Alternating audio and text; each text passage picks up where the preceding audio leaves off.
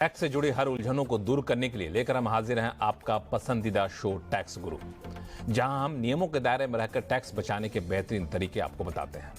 नमस्कार, मैं हूं लक्ष्मण राय और आज हमारे साथ इस बार हैं जाने माने टैक्स एक्सपर्ट शरद कोहली जी। सर, आपका स्वागत है हमारे शो में। और कोहली साहब हमारे पास ऐसे समय पे आए हैं जब इनकम टैक्स रिटर्न फाइल करने की जो साधारण मियाद थी वो ख़त्म हो गई है, उसका भी विश्लेषण करेंगे और कई सारे महत्वपूर्ण बात बताएंगे आपको, जो आपको टैक्स बचाने से लेकर के और बाकी पहलुओं पर बहुत जानना ज़रूरी है आपके लिए। इसलिए कहीं जाइएगा नहीं, क्योंकि हम इस शो में आपको बताने वाले हैं कि सैलरी के साथ मिलने वाले पर्क्स का होना टैक्स के लिहाज से कितना है फायदेमंद। नहीं बनती है टैक्स की देनदारी, फिर भी रिटर्न फाइल करना क्यों है ज़रूरी। और साथ ही भी बताएंगे कि चिक्की के साथ चॉकलेट मिलाने से कैसे बिगड़ेगा आपके पॉकेट का टेस्ट। इन सारे मुद्दों पे बातचीत करेंगे और कोहली साहब लोगों के सवाल जवाब भी लेंगे हम लोग। लेकिन एक मुद्दा जो सबसे महत्वपूर्ण है वो ये है कि जब रिटर्न फाइल कर रहे थे तब भी लोगों के पास सवाल थे और उलझन आ रही थी, और अभी भी हमेशा नौकरी पेशा लोगों के सामने एक उलझन रहती है कि जब उनको सैलरी मिलती है तो सैलरी के साथ कई सारे पर्क्स उनको मिलते हैं। अब ये पर्क्स उनको कई बार टैक्स के लिहाज से कन्फ्यूज़न रहता है कि ये टैक्स के लिहाज से फ़ायदेमंद है, लें कि ना लें, ऐसा तो नहीं टैक्स चुकाना पड़ेगा। तो थोड़ा सा मुझे समझाइए टैक्स का पूरा पेंच क्या है, पर्क्स का पूरा पेंच क्या है टैक्स के लिहाज से। जी हाँ, बिल्कुल लक्ष्मण। देखिए, पर्क और अलाउंस के बीच में एक बड़ी थिन लाइन होती है, बहुत बारीक लाइन होती है।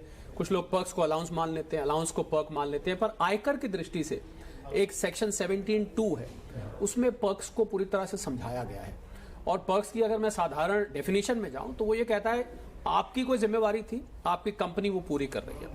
बड़ा आसान और सिंपल भाषा में, तो वो अगर आपको पूरी कर रही है तो भाई आपको उसका टैक्स देना पड़ता है, क्योंकि तो आपकी जिम्मेवारी थी, अब कंपनी पूरी कर रही है।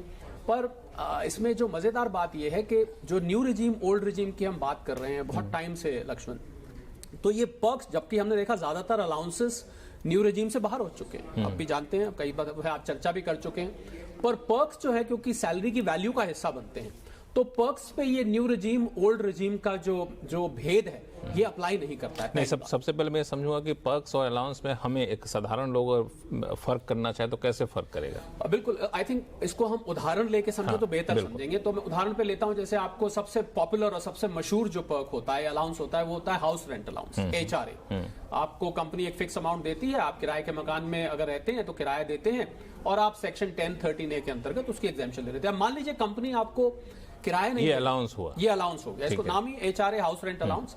मान लीजिए कंपनी लक्ष्मण किराया नहीं दे रही है। कंपनी क्या करती है, आपको बहुत सारी बड़ी कंपनीज हैं, कुछ तो मध्यम साइज की भी कंपनी जिनके पास अपनी प्रॉपर्टीज हैं, या वो किराए पे लेके आपको वो घर दे देती है। वो कहती है साहब हम आपको HRA नहीं देंगे, आपको किराया भी नहीं देना है, हम आपको पूरा का पूरा घर ही दे देते हैं, जब तक आप नौकरी कर रहे हैं आप इस घर में पर उसका कोई किराया आपको देना नहीं, उसका ना तो HRA मिल रहा है, ना आपको किराया देना है, ना तो आपको CTC का पार्ट है, ना आपके CTC का पार्ट बन जाता है। वो मैं उसी पे आ रहा था।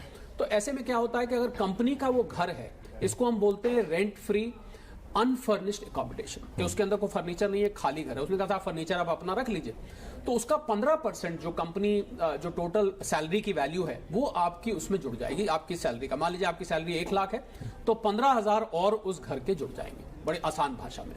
अच्छा, वो 15,000 कंपनी तय नहीं कर रही है, वो इनकम टैक्स तय कर रहा है, वो इनकम टैक्स तय कर रहा है। और अगर इस घर में फर्नीचर भी रखा हुआ है, तो फर्नीचर तो लाजमी बात है, कंपनी ने कहीं से खरीद के रखा होगा, तो जो भी फर्नीचर की वैल्यू है उसका 10% आपकी सैलरी में जुड़ जाएगा। मान लीजिए फर्नीचर अंदर 5 लाख का रखा है, तो 50,000 और आपकी साल का सैलरी में जुड़ जाएगा। तो ये पर्क्स को वैल्यूएशन का तरीका सेक्शन 17 में दिया हुआ है, और इसको हम दर्शकों को आज मैं ये बताना चाहता था कि इसको आप अलाउंस के साथ मिक्स करके ना देखिए, ये पर्क्स अलग चीज है। और बहुत सारे लक्ष्मण एम्प्लॉइज को जब ये ऑप्शन दिया जाता है कि आप अपना पैकेज हमें बताइए, आप कैसे चाहते हैं, अगर मान लीजिए कोई कंपनी होती है जो आपको थोड़ी छूट देती है, तो मुझे लग रहा है वहां पर एक बार विचार जरूर करना चाहिए कि क्या ये जो अलाउंस न्यू रिजीम में अब नहीं मिलते, क्या वो पर्क्स के जरिए, अब ये कैलकुलेशन से पता लगेगा, क्या वो पर्क्स के जरिए हमको कुछ टैक्स का फायदा हो सकता है कि नहीं हो सकता। ये आपने बहुत अच्छा कंपेयर किया कि अगर ओल्ड रिजीम और न्यू रिजीम में जब हम जा रहे हैं तब हमें पर्क्स को उस नजरिए से भी देखना चाहिए। जी। आपका कैलकुलेशन क्या कहता है, अगर मान लिया किसी के पास पर्क्स मिल रहा है, अच्छा खासा है, तो वो ओल्ड रिजीम के हिसाब से उसको देखना फायदेमंद होगा या फिर न्यू रिजीम के हिसाब से? देखिए, अगर तो आपकी इन्वेस्टमेंट्स वगैरह करके और आपका ओल्ड रिजीम में बहुत ज्यादा फर्क आ रहा है, मतलब बहुत ज्यादा फायदेमंद निकल रही है, तो ये तो इसको हम अंग्रेजी में बोलते हैं लक्ष्मण कॉस्ट बेनिफिट एनालिसिस, कि आपको कंपनी कौन से पर्क दे रही है, क्या आपको मकान दे रही है, कार दे रही है, कोई सर्वेंट्स प्रोवाइड कर रही है, कौन कौन से पर्क दे रही है और आपकी सैलरी का ओवरऑल हिस्सा कैसा है, प्लस आपकी इन्वेस्टमेंट्स कैसी हैं। तो लक्ष्मण, ये जो आपका सवाल है थोड़ा सब्जेक्टिव है।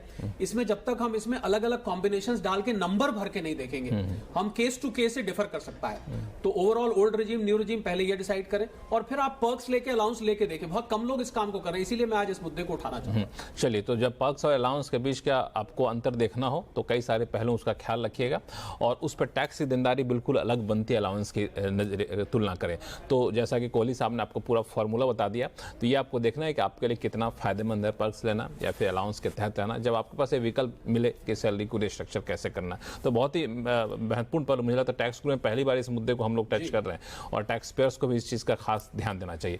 चलिए अब शुरू करते हैं सवाल जवाब का सिलसिला। सबसे पहले चलते हैं मुंबई, जहां से बी के शाह साहब हमारे साथ फोन लाइन पर जुड़ चुके हैं। शाह साहब नमस्कार।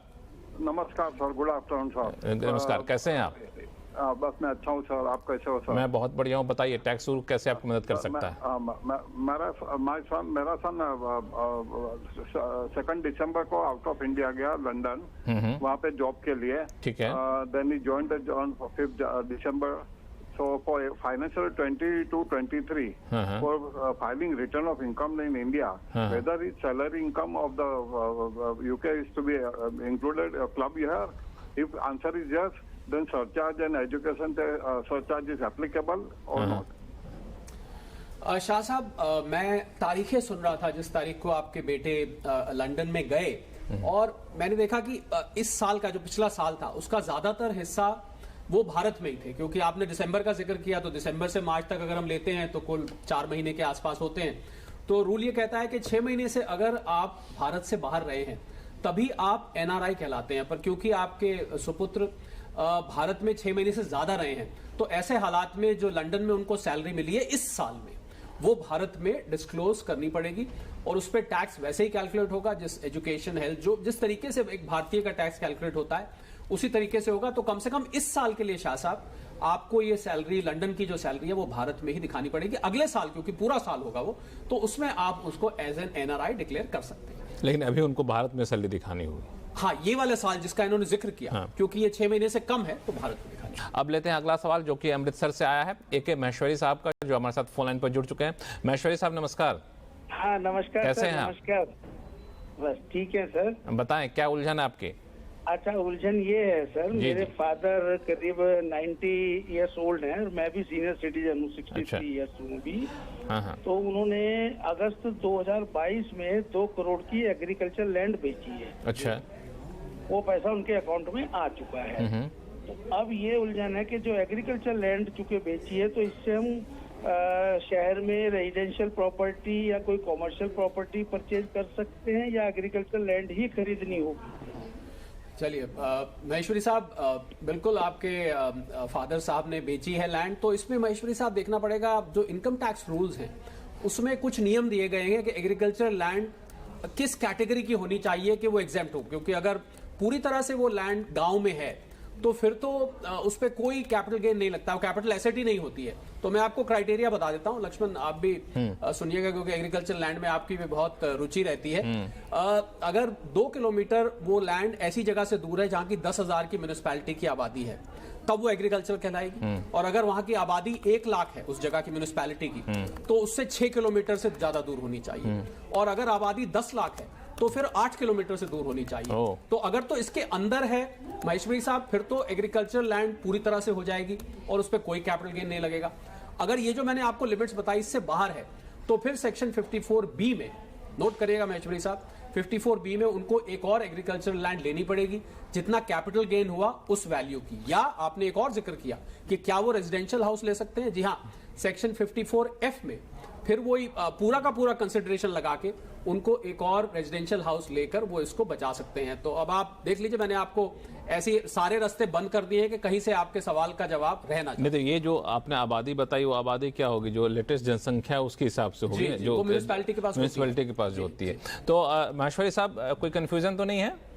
हाँ, इसमें ये है सर, तो इससे हम चूंकि प्योरली एग्रीकल्चर लैंड है, तो ये हम जो है मतलब शहर में कोई रेजिडेंशियल या कॉमर्शियल शॉप कुछ भी ले सकते हैं ना, या एग्रीकल्चर लैंड ही लेना होगा फिर भी हमें? हाँ, मतलब अगर वो लैंड जो मैंने म्युनिसिपल लिमिट्स बताई हैं और आबादी बताई, अगर उससे बाहर है तो फिर तो पूरी एग्रीकल्चर लैंड है महेश्वरी साहब, फिर तो टैक्स का सवाल ही नहीं उठता है।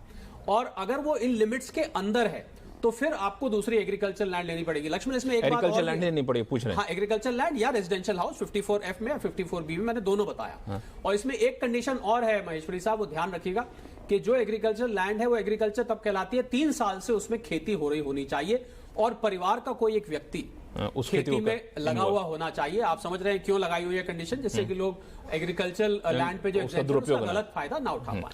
क्लियर है महेश्वरी साहब? हाँ, अच्छा, दूसरा पॉइंट मेरा इसी में ये है कि फादर के अकाउंट में चूंकि 2 करोड़ आ चुका है अगस्त 22 में, तो चूंकि हमें प्रॉपर्टी खरीदनी है मेरे बेटे या बेटी के नाम, मतलब उनका पोता पोती हो गया सर, समझ गया। तो क्या डायरेक्ट पैसा वहाँ से उनके अकाउंट में देके उनके नाम ले सकते हैं, या पहले पैसा मुझे ट्रांसफर अपने अकाउंट में करना होगा फिर मैं उनको ट्रांसफर करूँ अपने? अच्छा सवाल है, तकनीकी सवाल। बिल्कुल डायरेक्ट भी कर सकते हैं वो, क्योंकि एक महेश्वरी साहब एक सेक्शन होता है इनकम टैक्स में, सेक्शन 56(2), वो उसमें एक रिश्तेदारों की लिस्ट दी गई हुई है, तो उसमें पोता पोती, बेटा बेटी और भी बड़ी लंबी लिस्ट है रिश्तेदारों की, वो सब कवर होते हैं। तो उनको आपके फादर गिफ्ट करेंगे तो उस पर कोई टैक्स नहीं है। हाँ, उस पर जब इनकम आएगी महेश्वरी साहब तो वो फिर टैक्सेबल होगी। अगर वो माइनर हैं आपके उनके पोता पोती आपके बच्चे, तब तो क्लब हो जाएगी आपकी इनकम में। पर क्योंकि आप 63 के हैं तो मैं उम्मीद कर रहा हूं कि वो लोग मेजर होंगे, तो फिर वो उनकी इनकम में जाके जुड़ जाएगी, उससे होने वाली इनकम पर। गिफ्ट पे कोई टैक्स नहीं। गिफ्ट पे कोई टैक्स नहीं, इनकम होती है तब आपको टैक्स देना पड़ेगा। मिसाल के तौर पर आप कोई प्रॉपर्टी, रेजिडेंशियल प्रॉपर्टी खरीदते हैं, उसको रेंट पे चढ़ा देते हैं, रेंट का जो इनकम हो रहा है उस पर आपको टैक्स देना पड़ेगा। चलिए, तो मुझे लगता है सारी, चूंकि हाल फिलहाल में हम लोगों ने देखा कि रिटर्न फाइल करने वालों की संख्या अच्छी खासी बढ़ी है, करीब 6 करोड़ 90 लाख लोगों ने रिटर्न फाइल किया है। लेकिन जब उन आंकड़ों का विश्लेषण करें, तो आपने भी किया ही है, तो उसमें मैंने देखा कि 4 करोड़ 65 लाख लोग ऐसे हैं, रिटर्न ऐसे फाइल हुए हैं जहां पे आमदनी, सालाना आमदनी 5 लाख से कम है। 5 लाख से कम है तो ये मान के चला जाए कि रिटर्न शायद नील रिटर्न फाइल हुआ होगा। तो मेरा एक सवाल उठता है कि जिनकी आमदनी 5 लाख से कम है, मान लिया जाए उनकी टैक्स की देनदारी कुछ नहीं बनती है, फिर भी रिटर्न फाइल कर रहे हैं, तो ऐसे लोगों को रिटर्न फाइल करने का फायदा क्या होता है? ये मैं इसलिए जानना चाह रहा हूँ कि जिन्होंने फाइल किया उनको क्या फायदा होगा, और जो लोग फाइल करने से चूक गए हैं ऐसे लोग, उनको भी फाइल करना चाहिए क्या फायदा होगा? जी हाँ, बिल्कुल आपने ठीक आंकड़े पकड़े लक्ष्मण। 4 करोड़ 65 लाख लोग ऐसे हैं जिनकी 5 लाख से कम आय थी, और आपने बिल्कुल ठीक है, इसमें से ज्यादातर लोग ऐसे होंगे जिनका 0 टैक्स बनता होगा, क्योंकि जब आप टैक्स की कैलकुलेशन करते हैं तो मोटा मोटा 0 आ जाता है, बल्कि 5 से ऊपर में भी कई बार तो 0 आता है। तो फाइल करने के बहुत सारे कारण हैं और सरकार भी उसको नकारती नहीं है। सरकार ऐसी रिटर्न्स ले रही है। आप देख रहे हैं कि 6 करोड़ 90 में से 465 तो कितनी बड़ी संख्या है। तो आपको क्रेडिट कार्ड लेना है, आपको लोन लेना है, आपको वीजा अप्लाई करना है, कितने सारे कामों के लिए जब आप जाते हैं तो आपने सुना होगा, अक्सर बोला जाता है कि पिछले 3 साल के रिटर्न्स लेके आइए। अब 3 साल के रिटर्न आप इकट्ठी तो फाइल कर सकते नहीं है अगर आप टैक्सेबल नहीं है।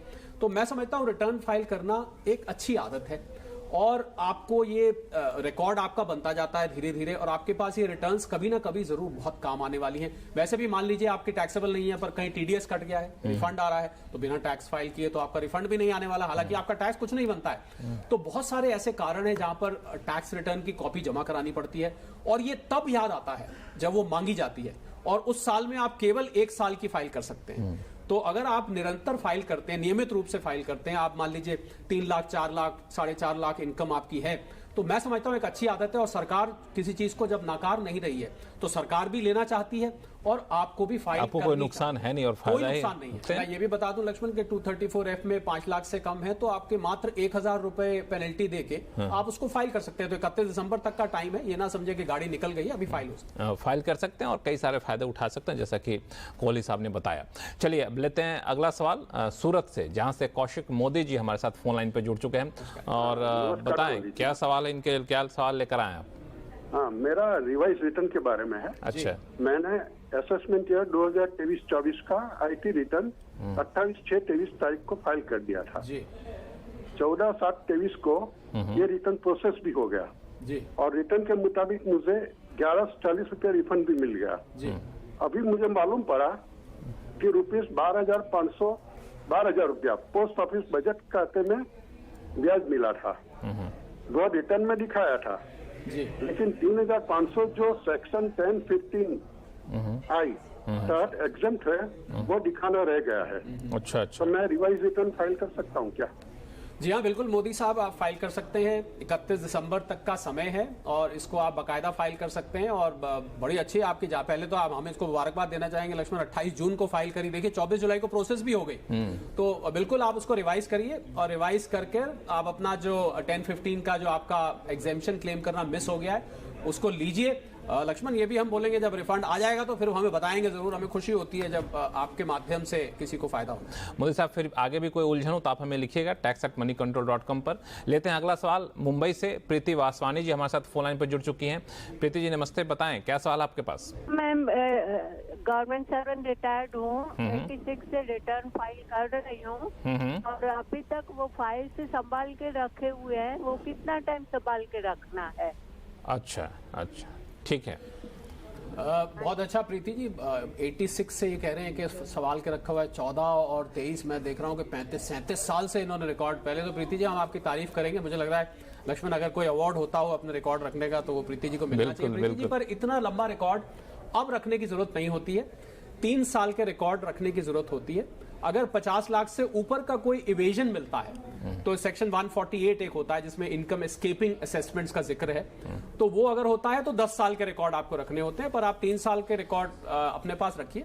बाकी के रिकॉर्ड्स नॉर्मली हम क्या सलाह देते हैं कि आप सॉफ्ट फॉर्म में रख लीजिए। आप उसको स्कैन करके अपने सिस्टम पे, अपने लैपटॉप पे रख लीजिए। वरना 3 साल से ऊपर आप नहीं भी रखते हैं तो प्रीति जी चलेगा।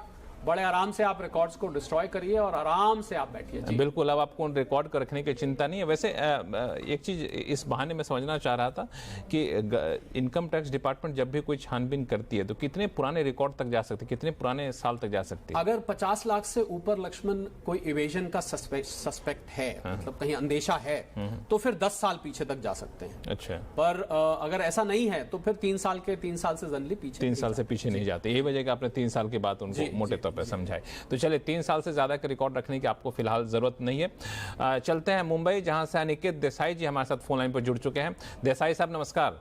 मेरा फाइनेंशियल ईयर 22-23 का असेसमेंट ईयर 23-24 का return in time old regime में फाइल किया है। लेकिन फाइल करने के बाद मुझे समझा कि मैं न्यू रिजिम में जाता था तो मेरे को कम टैक्स लगता था। तो अभी समझो मेरे को उसको रिवाइज करना है रिटर्न, तो रिवाइज कर सकता हूँ क्या? देखिए देसाई साहब, बड़ा इंटरेस्टिंग सवाल है लक्ष्मण के। इन्होंने ओल्ड रिजीम में फाइल कर दिया और बाद में पता लगा कि न्यू रिजीम करते तो ज्यादा फायदेमंद था। तो अगर आप प्रोसीजरल उससे देखें, पॉइंट ऑफ व्यू से और कानून के हिसाब से देखें तो रिवीजन का कारण रिजीम चेंज करना हो सकता है। पर अब मैं आपको एक बड़ा मजेदार प्रैक्टिकल बात बताता हूं। हमने किसी की करके देखी और हमने देखा तो पता लगा कि उसने जब न्यू रिजीम में लिया तो उसने जब रिवाइज रिटर्न लिया तो उसने उसको ओल्ड रिजीम में ही प्रोसेस कर दिया, मतलब उसने न्यू रिजीम को पिकअप नहीं किया। जबकि प्रोसीजर के हिसाब से आप रिवाइज कर सकते हैं अगर रिजीम चेंज कर रहे हैं, तो ये कारण हो सकता है। पर इसमें समझने वाली बात यह है कि प्रैक्टिकली नहीं हो पाए। तो मुझे लग रहा है या तो सिस्टम उसको अभी अपडेट कर रहा है, सिस्टम तैयार नहीं है। तो प्रिंसिपली देसाई साहब आप कर सकते हैं। मैं आपको सलाह दूंगा थोड़ा सा रुक के करें। हो सकता है सिस्टम इसको अडेप्ट कर रहा हो, तो इस वजह से अभी नहीं कर रहा हो। पर अभी हमने करके देखा तो नहीं हो पाया था, उसने पुराने हिसाब से ही उसको प्रोसेस कर दिया। तो आप कुछ टाइम वेट करके ट्राई करिएगा और हमें जरूर बताइएगा कि वो रिवाइज होके एक्सेप्ट हो पाई कि नहीं हो पाई। बिल्कुल, मतलब कानूनी रूप से आप कर सकते हैं, लेकिन अभी चूंकि तकनीकी रूप से जो व्यवहारिक बातें हैं वो कभी हो नहीं रहा है, तो थोड़ा सा रुक जाइए। देखिए कुछ दिन बाद शायद वो सिस्टम अपग्रेड हो जाए। और बाकी हम भी कोशिश करेंगे इनकम टैक्स डिपार्टमेंट से पता करने का। जैसे पता चलेगा हम आपको बताएंगे, तो आप उसके हिसाब से आप आगे कदम उठा सकते हैं। फिलहाल वक्त है छोटे से ब्रेक का। ब्रेक के बाद बताएंगे चीकी के साथ चॉकलेट मिलाने से कैसे बिगड़ेगा आपके पॉकेट का बजट, बताएंगे छोटे से ब्रेक के बाद। ब्रेक के बाद एक बार फिर से आपका स्वागत है। आप देख रहे हैं टैक्स गुरु और आपके सवालों का जवाब देने के लिए हमारे साथ हैं टैक्स एक्सपर्ट शरद कोहली साहब। कोहली साहब, जीएसटी को लेकर के हर महीने कुछ न कुछ नई पेंच या नए फैसले, कुछ नई उलझन आती रहती है। एक बड़ी अच्छी चीज़ आई है, अच्छी चीज़ कह लें या फिर बड़ी दिलचस्प चीज़ आई है कि लोग आमतौर पर चिक्की खरीदते हैं और उस पर 5% का जीएसटी लगता था, जो मैं समझता था। लेकिन अभी ऐसा एक फैसला आया जिसमें कहा जा रहा है कि नहीं, 5% नहीं, आपको 18% जीएसटी देना पड़ेगा अगर उसमें चॉकलेट मिला है। तो माजरा क्या है, समझाइए। जी हाँ, क्योंकि जो कोको है उस पर 18% लगता है।